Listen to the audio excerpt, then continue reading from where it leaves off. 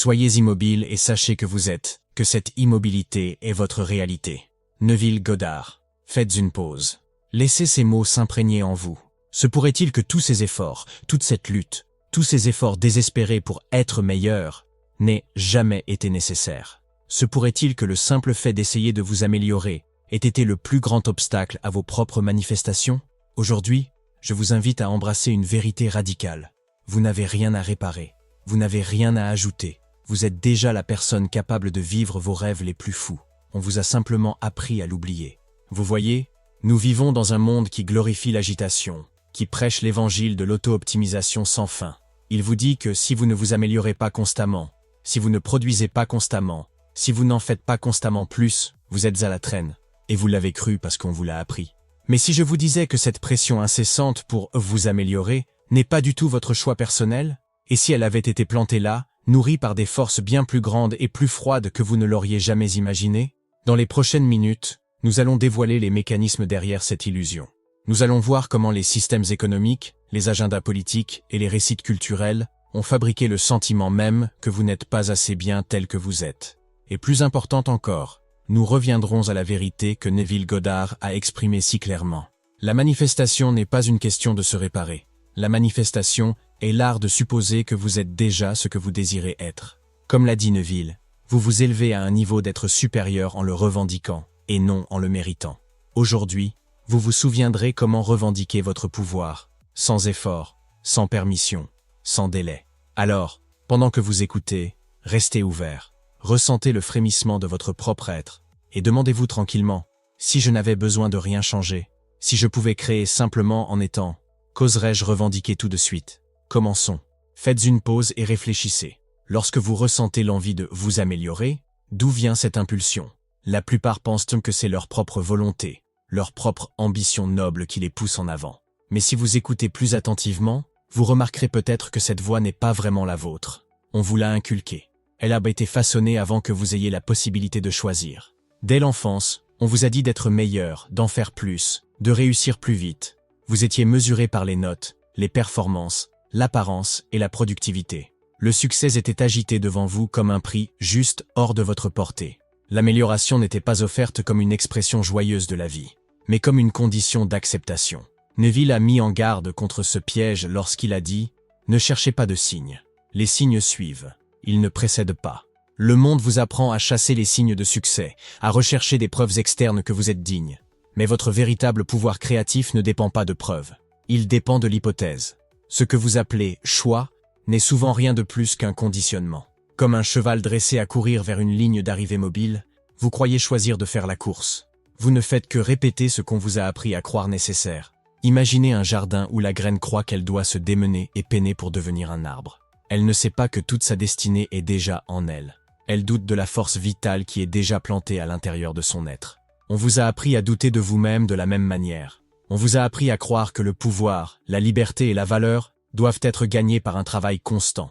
Mais la manifestation n'est pas la récompense de l'effort. La manifestation est l'expression de l'être. Neville a dit « Assumez le sentiment du vœu exaucé et continuez à sentir qu'il est exaucé, jusqu'à ce que vous ressentez s'objective. Il n'y a pas de prérequis. Aucune permission n'est requise. Il n'y a que le choix d'assumer. Alors je vous le demande. Dans quel domaine de votre vie avez-vous essayé de devenir quelque chose au lieu d'accepter simplement que vous l'êtes déjà? Faites une pause et laissez cette question vous traverser. Vous n'êtes pas ici pour faire vos preuves. Vous êtes ici pour exprimer ce qui est déjà en vous. Maintenant, nous nous tournons vers les systèmes qui ont d'abord planté cette fausse urgence. Si vous prenez du recul et regardez la situation dans son ensemble, vous verrez que la pression pour vous améliorer sans cesse ne s'est pas faite naturellement. Elle n'est pas née de votre esprit. Elle a été fabriquée pour servir un système. À la fin du XXe siècle, un changement a eu lieu.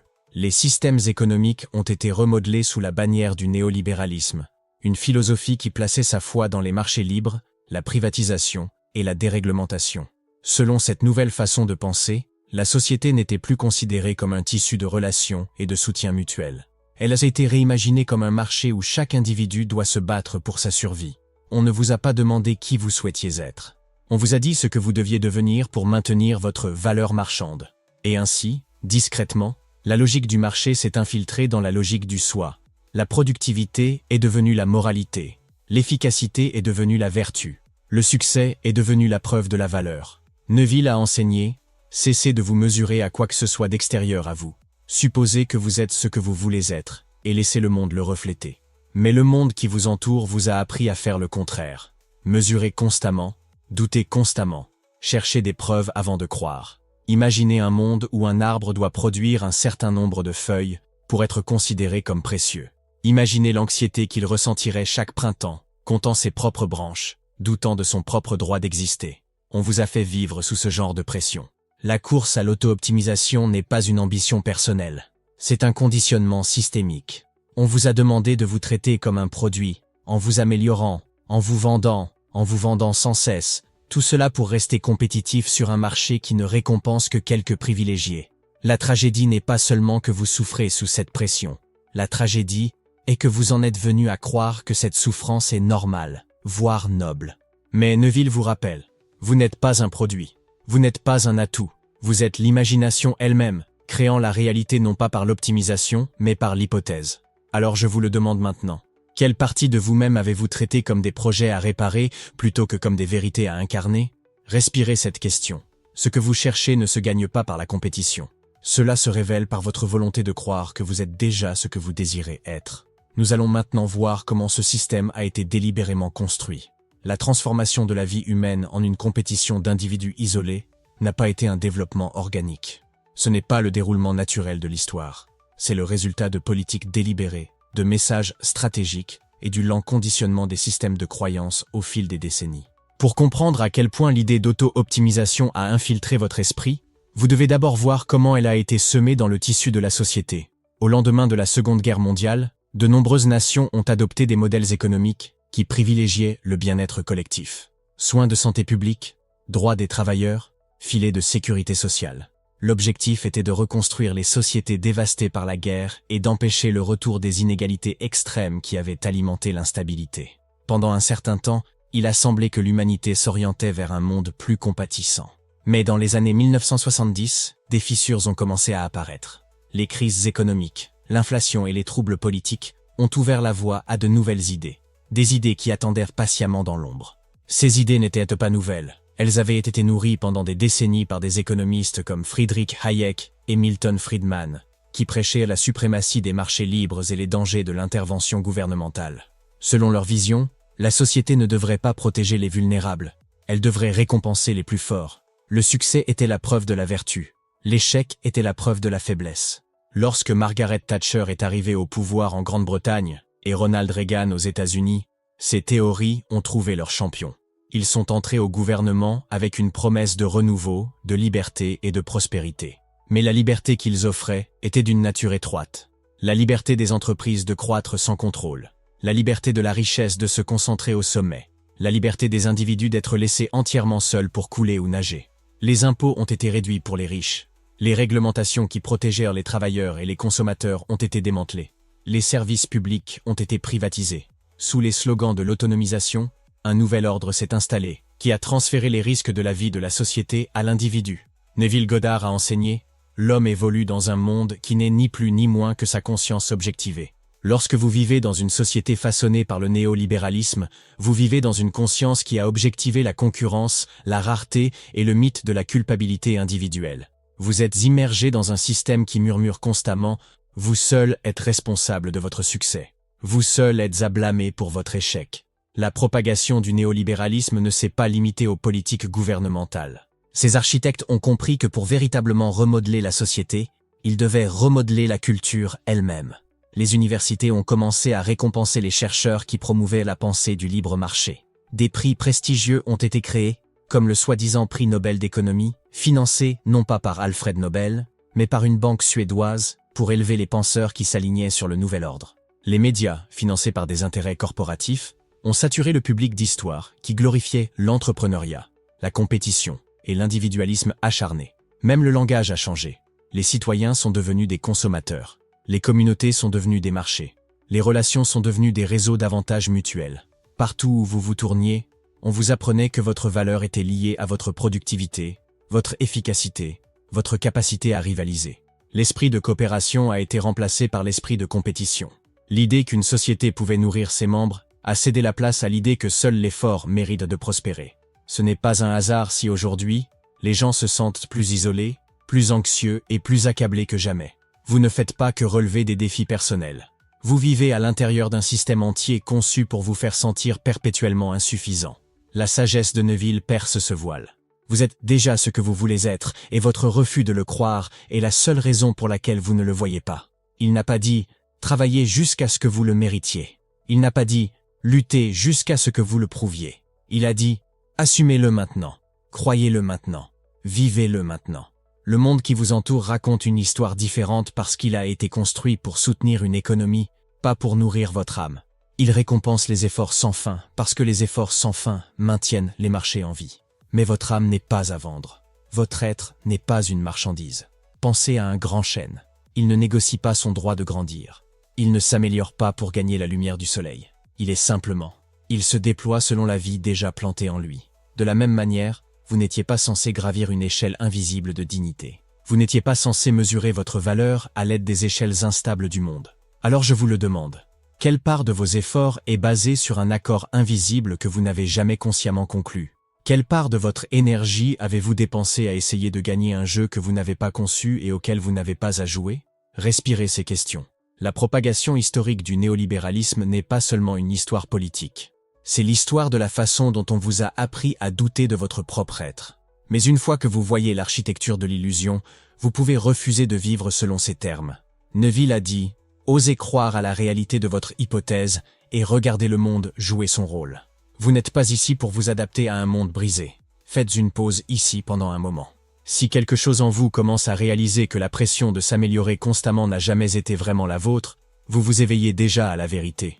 Lorsque vous vous sentirez prêt, consultez le commentaire épinglé.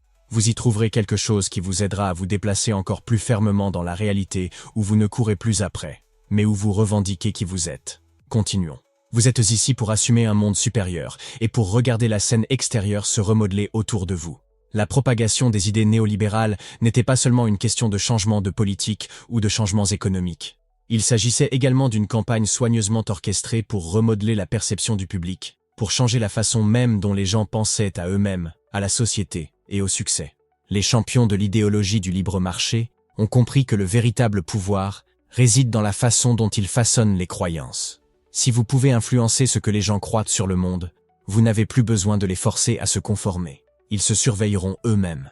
Ils adapteront volontiers leur vie à la vision que vous avez plantée. À la fin du XXe siècle, de grandes entreprises et de riches fondations ont investi des ressources dans des groupes de réflexion, des établissements universitaires et des médias. Ils ont financé des recherches qui glorifiaient la déréglementation et la privatisation.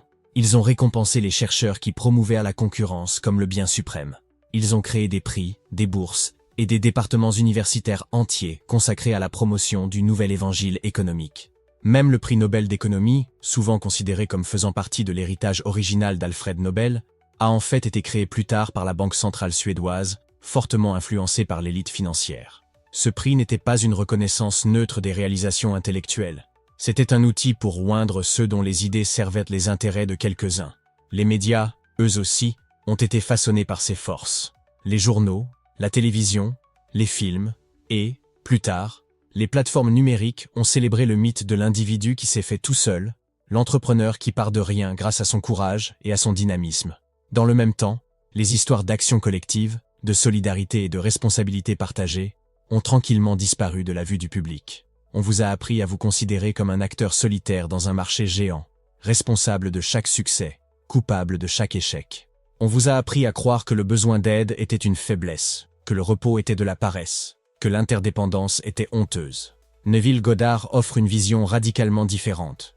Il a enseigné « Tout ce que vous voyez, bien qu'il apparaisse à l'extérieur, est à l'intérieur, dans votre imagination, dont ce monde de mortalité n'est qu'une ombre. Ce que vous voyez dans le monde extérieur est la projection d'hypothèses collectives. Ce n'est pas la réalité ultime.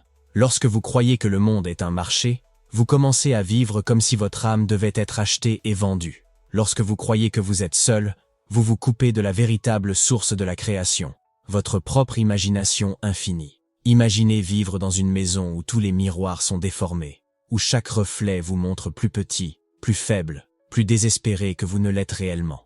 Après un certain temps, vous commenceriez à croire le reflet au lieu de remettre en question le miroir. C'est ce qui s'est passé à grande échelle. Mais il y a une issue.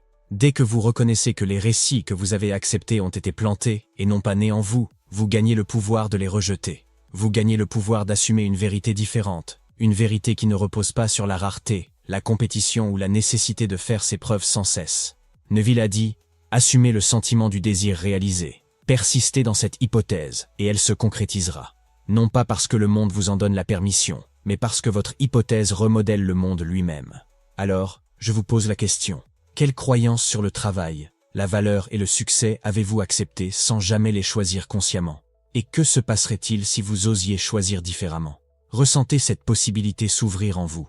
Une fois que le monde a été refaçonné en un marché, il n'a fallu qu'un petit pas pour refaçonner les individus en acteurs du marché. Dans la nouvelle logique du néolibéralisme, vous n'êtes plus simplement un être humain. Vous êtes une marque, un projet, un produit à optimiser et à vendre. On vous apprend à considérer chaque aspect de vous-même, vos compétences, votre apparence, votre personnalité, même vos loisirs, comme des atouts à gérer et à améliorer pour un rendement maximal. Le repos n'est plus simplement du repos. Il doit être un repos productif, contribuant à votre efficacité future. La créativité n'est plus la joie de l'expression. Elle devient un portefeuille à monétiser. Même les relations deviennent des occasions de réseautage. L'âme est mise à contribution, forcée de travailler sous l'attente constante d'amélioration, de visibilité et de rentabilité. Les enseignements de Neville Goddard s'opposent directement à cette distorsion.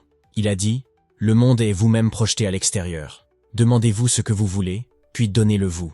Ne le conditionnez pas. Sentez simplement que c'est fait. Il n'est pas nécessaire de construire une meilleure marque de vous-même.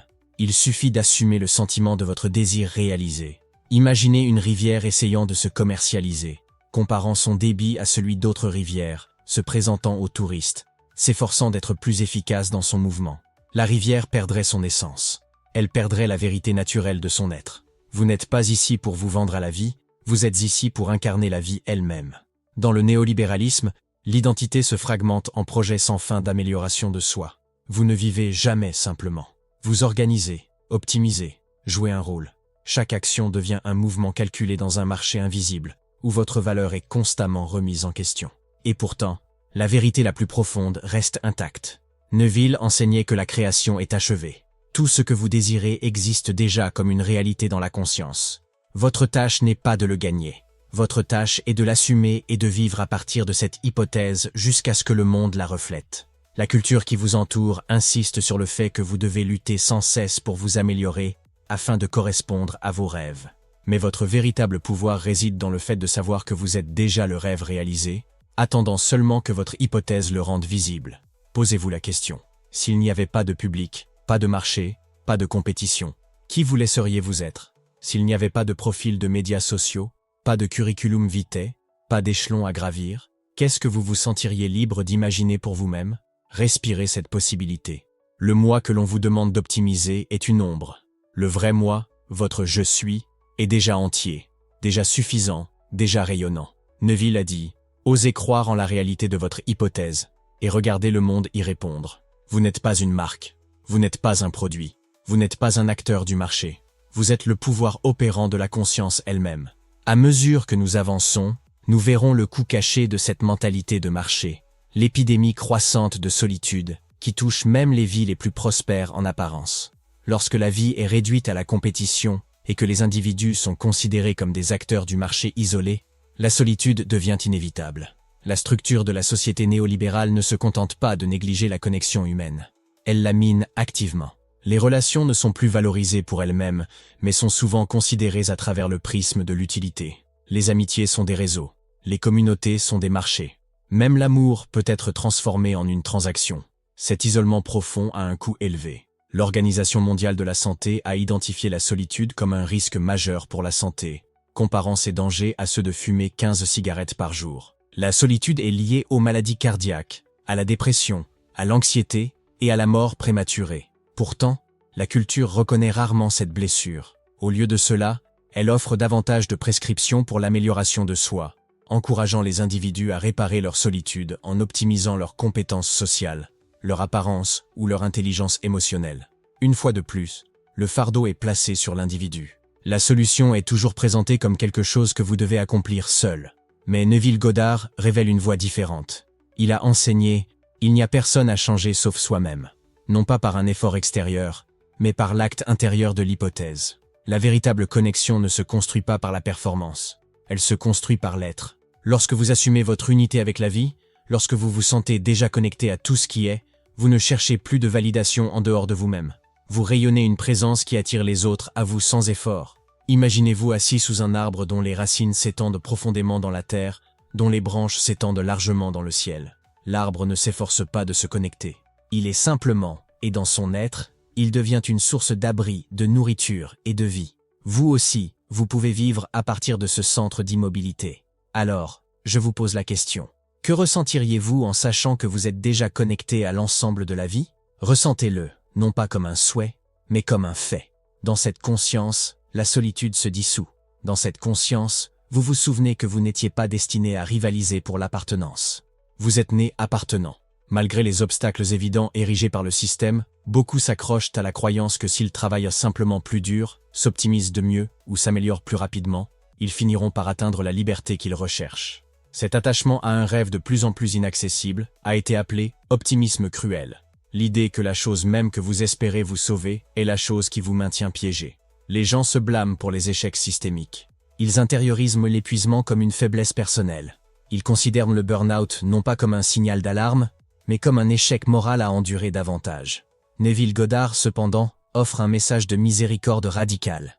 Il a dit « Vous ne gagnez pas vos désirs, vous les assumez. Vous vivez en eux jusqu'à ce qu'ils deviennent visibles. » Il n'enseignait pas la lutte. Il enseignait l'immobilité. Il enseignait l'imagination comme la véritable source de transformation. Dans le monde façonné par le néolibéralisme, où le succès est mythifié et la souffrance est privatisée, il est facile de croire que votre épuisement est la preuve que vous n'êtes pas assez. Mais en vérité, votre épuisement est un signe que vous avez essayé d'atteindre par la force ce qui ne peut être reçu que par l'hypothèse. Imaginez un oiseau essayant de voler en battant des ailes de plus en plus fort contre une tempête, sans se rendre compte qu'il peut surfer sur le courant du vent. Aucun travail plus acharné ne donnera à l'oiseau la paix et la grâce qui découlent du fait de s'abandonner au flux naturel. Vous aussi, vous êtes invité à cesser de vous battre. Vous êtes invité à vous souvenir que la vie que vous désirez ne vous est pas accordée par l'effort, mais par la foi. La foi profonde et tranquille que votre hypothèse est déjà réelle. Posez-vous la question. Que se passerait-il si vous cessiez d'essayer de mériter vos désirs? Que changerait-il si vous cessiez de traiter vos rêves comme des prix, et que vous commenciez à les traiter comme des faits? Ressentez ce changement en vous. Le mot liberté a un poids puissant. Il évoque des images de paysages ouverts, de choix audacieux, de la capacité de vivre pleinement et sans contrainte. Pendant la majeure partie de l'histoire de l'humanité, la liberté signifiait quelque chose de collectif, la libération partagée d'un peuple de l'oppression, la construction de communautés où la dignité était protégée et le soin mutuel était la norme. Mais, sous l'influence de l'idéologie néolibérale, le sens de la liberté a été discrètement mais radicalement modifié. La liberté a été redéfinie non pas comme l'épanouissement des communautés, mais comme l'isolement radical des individus. Il ne s'agissait plus du pouvoir de vivre une vie humaine pleine avec les autres, mais de l'absence d'interférence des autres, quelles qu'en soient les conséquences. On vous a dit que vous étiez libre quand personne n'était responsable de vous et que vous n'étiez responsable de personne. Cette idée a été célébrée comme le bien suprême. L'autosuffisance a été louée. La dépendance a été dénigrée. Avoir besoin d'aide, avoir besoin de connexion, avoir besoin de communauté, tout a été rebaptisé comme des signes de faiblesse, voire d'échec. Pourtant, ce type de liberté est une liberté creuse. Elle laisse les gens isolés, vulnérables et accablés de responsabilités qu'aucun individu n'était censé assumer seul. Elle dépouille la vie de son interconnexion naturelle, forçant chaque personne à se comporter comme un entrepreneur solitaire, commercialisant et gérant sa propre existence. Les enseignements de Neville Goddard offrent une vision de la liberté qui ne pourrait être plus différente. Il enseignait que la vraie liberté n'est pas l'absence de lien, mais la reconnaissance de son propre pouvoir créatif. La liberté ou l'emprisonnement, le bonheur ou le malheur, le bien ou le mal, dépendent de l'attitude d'esprit de l'individu et non des conditions extérieures. Dans le monde de Neville, la liberté est intérieure. C'est savoir que votre réalité est façonnée non pas par les circonstances extérieures, mais par vos hypothèses intérieures. C'est la réalisation que vous n'êtes pas une victime du monde que vous voyez, vous en êtes la cause. Dans la vision néolibérale, la liberté vous isole dans une compétition perpétuelle. Dans la vision de Neville, la liberté vous ancre dans l'unité avec le pouvoir créatif de l'univers. La culture qui vous entoure glorifie l'individu isolé qui triomphe seul contre vent et marée. L'entrepreneur qui construit un empire à partir de rien. L'artiste qui s'élève sans soutien. Le travailleur qui gravit tous les échelons sans aide. Mais sous ces histoires se cache une vérité cachée. Personne ne prospère vraiment seul. Les humains sont des êtres relationnels. Nous naissons des autres, nous grandissons avec les autres, et nous trouvons l'épanouissement grâce à la connexion. Lorsque la liberté est transformée en isolement, elle devient un piège, une course solitaire où la ligne d'arrivée ne cesse de s'éloigner. Neville l'a compris. Quand il parlait d'assumer le sentiment du désir réalisé, il ne décrivait pas un acte solitaire de lutte. Il décrivait un changement de conscience qui attire naturellement de nouvelles circonstances, de nouvelles personnes et de nouvelles opportunités dans votre vie. La manifestation n'est pas le triomphe d'un moi déconnecté. C'est l'alignement de votre monde intérieur avec l'ensemble infini. Imaginez un arbre se tenant seul dans un champ aride, exposé à toutes les tempêtes, à toutes les sécheresses, à tous les changements de saison. Imaginez maintenant ce même arbre se tenant dans une forêt, ses racines entrelacées avec d'innombrables autres, le sol riche et protégé par la vie partagée qui l'entoure. Quel arbre est vraiment libre? L'arbre isolé, vulnérable à toutes les menaces? Ou l'arbre soutenu par la force invisible du tout? La fausse liberté offerte par la culture néolibérale exige que vous soyez l'arbre isolé. Mais la vraie liberté que Neville met en évidence vous invite à reconnaître votre union avec la force créatrice elle-même. Une union qui ne peut être rompue. Lorsque vous savez que vous ne faites qu'un avec le pouvoir créatif, vous ne craignez plus le manque. Vous ne vous battez plus désespérément pour des ressources limitées. Vous ne mesurez plus votre valeur à votre capacité à rester seul. Vous comprenez que la vie coule à travers vous, et que vos désirs sont les murmures de la vie plus grande qui cherche à s'exprimer. Neville a dit « Changez votre conception de vous-même, et vous changerez automatiquement le monde dans lequel vous vivez. » La vraie liberté est la capacité de changer votre concept de soi à volonté. C'est la liberté de déclarer, de l'intérieur, qui vous êtes, sans attendre la permission, l'approbation ou la validation extérieure. Mais pour revendiquer cette liberté, vous devez abandonner la fausse version qui vous a été vendue. Vous devez abandonner l'idée qu'avoir besoin des autres, se reposer, demander de l'aide ou rechercher une communauté est une faiblesse. Vous devez réclamer votre droit de naissance en tant que créateur et non en tant que concurrent. Posez-vous la question. Que signifie la liberté pour vous lorsqu'elle est dépouillée de toutes les illusions motivées par le marché? Est-ce l'isolement? Est-ce l'autosuffisance sans fin? Ou est-ce la simple et profonde connaissance que votre imagination est la seule véritable autorité dans votre vie? Sentez cette possibilité s'installer en vous. Ressentez l'immense soulagement de ne plus avoir besoin de vous battre pour votre valeur, de courir contre les autres, ou de gagner un jeu qui n'a jamais été conçu pour votre libération. La vraie liberté est silencieuse, elle est intérieure. C'est l'assurance tranquille que vous êtes déjà tout ce que vous souhaitez être, et que rien en dehors de vous n'a le pouvoir de définir ou de diminuer cette vérité. Alors, arrêtez de vous améliorer, et commencez à assumer. Maintenant, vous pouvez voir ce qui était caché. L'exigence de vous améliorer sans cesse n'était jamais votre âme qui parlait. C'était une voie plantée par des systèmes conçus pour vous maintenir dans l'effort, la compétition et le doute. Mais votre pouvoir ne s'est jamais trouvé dans la poursuite sans fin. Il se trouvait et se trouve dans l'immobilité, dans l'hypothèse tranquille que vous êtes déjà ce que vous recherchez. Neville Goddard enseignait « L'homme est toute imagination. Par conséquent, l'homme doit être partout où il est en imagination. » Il n'a pas dit que vous deviez gagner vos désirs.